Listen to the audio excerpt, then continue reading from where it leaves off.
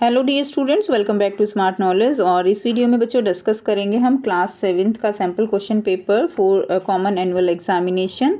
ठीक है, ये प्रैक्टिस के लिए दिया गया है और ये जो पेपर है आपका, ये आपका 50 मार्क्स का पेपर रहेगा और इससे आपको काफ़ी हेल्प मिलेगी। जो आपका जो एनुअल एग्ज़ाम होगा उसमें कुछ इंपॉर्टेंट क्वेश्चंस आपको मिलेंगे। तो ये सैम्पल पेपर जो है पैटर्न आपका चेंज रहेगा, लेकिन कुछ इंपॉर्टेंट क्वेश्चंस जो है वो आपको यहाँ से मिल जाएंगे।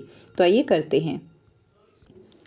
अपठित गद्यांश दिया गया है खंड क में, इसको आपको पढ़ना है। तो होली जो है रंगों का त्यौहार है, ये एक बार आप पूरा इसको अच्छे से पढ़ लीजिए। तो इसमें क्वेश्चन दिए गए हैं, होली किसका त्यौहार है? तो होली जो है वो किसका त्यौहार है? रंगों का त्यौहार है।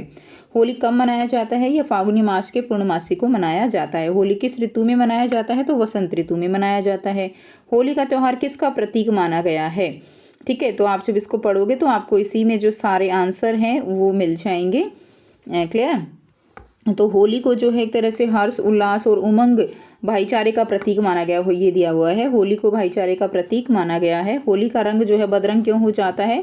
कुछ शरारती तत्व रंगों के नाम पर विभिन्न प्रकार के हानिकारक रसायनों का प्रयोग करते हैं, जिससे होली का रंग जो है वो कैसा हो जाता है? बदरंग हो जाता है। उसके बाद देखिए प्रश्न संख्या 2 दी गई है। सतपुड़ा के घने जंगल जो कविता है आपकी, वो यहाँ पर पद्यांश दिया गया है। तो इस काव्यांश में से आपको यहाँ पे ये क्वेश्चन दिए गए हैं जो आपको फाइंड आउट करने हैं। काव्यांश में कहाँ के जंगल की बात कही गई है? तो काव्यांश में कौन से जंगल के बारे में कहा गया है बच्चों? सतपुड़ा के घने जंगल के बारे में कहा गया है।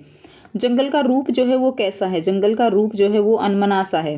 ठीक है, जंगल का रूप यहाँ पर आपको बताना है। तो जंगल का रूप यहाँ पर कैसा है? जंगल का रूप जो है वो जैसे झाड़ ऊंचे नीचे हैं, तो इस तरह से आप लिख सकते हो कि झाड़ जो है उसके अंदर ऊंचे नीचे हैं।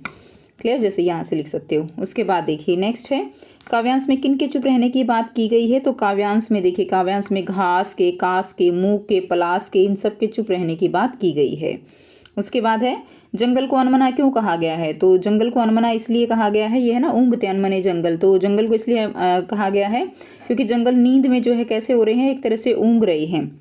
उसके बाद कवि क्या चुनौती देते हैं? तो यहाँ पर कवि जो है एक तरह से परिवार के साथ बहुत ही ज़्यादा अपना जो स्नेह है वो दिखा रहे हैं कि परिवार का स्नेह जो है वो कितना ज़्यादा आपको जो है एक तरह से जो फैमिली है, फैमिली बॉन्ड होता है उससे हमें बंध के रहना चाहिए। इस तरह की बात जो है यहाँ पर बता रहे हैं।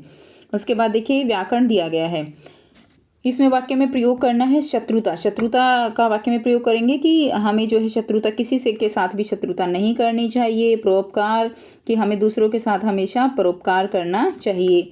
इस तरह से जो है आप लिख सकते हो।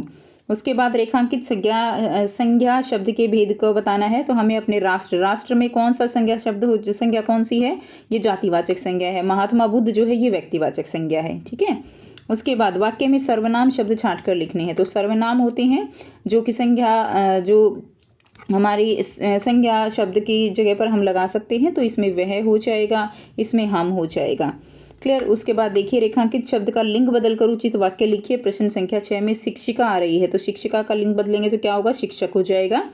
उसके बाद बहुवचन में बदलकर उचित वाक्य लिखिए। छात्र ने परीक्षा में अच्छा प्रदर्शन किया, तो इसका बहुवचन क्या होगा? छात्रों ने परीक्षा में अच्छा प्रदर्शन किया, ये हो जाएगा। उसके बाद देखिए काल के भेद को पहचान कर लिखना है। तो काल के भेद को पहचानेंगे, हमारा देश ज्ञान विज्ञान के क्षेत्र में बहुत आगे था, तो ये एक तरह से क्या हो जाएगा? भूतकाल हो जाएगा। माता शब्द के 2 पर्यायवाची, तो बेटा माता शब्द के 2 पर्यायवाची क्या होंगे? माँ, जननी। ठीक है, ये माता शब्द के 2 पर्यायवाची शब्द हो जाएंगे। उसके बाद नेक्स्ट देखिए प्रश्न संख्या 8 है। इसमें आपको 5 प्रश्न के उत्तर लिखे हैं। किन्हीं 5 प्रश्नों के उत्तर लिखने हैं। तो ये जो है आपको यहाँ तक प्रश्न दिए गए हैं। क्लियर? तो इनमें से ये सारे क्वेश्चन आप अच्छे से कर लीजिएगा। हो सकता है कुछ एक चैप्टर आपके सिलेबस में ना भी हो, तो आप एक बार अपना सिलेबस लेके और उसके अकॉर्डिंग कीजिएगा। ठीक है। उसके बाद नेक्स्ट देखिए, निम्नलिखित में से किन्हीं 2 प्रश्नों के उत्तर देने हैं। मिठाई वाला अलग अलग चीज़ें क्यों बेचता था? महीनों बाद क्यों आता था? खान पान की मिश्रित संस्कृति से लेखक का क्या मतलब है?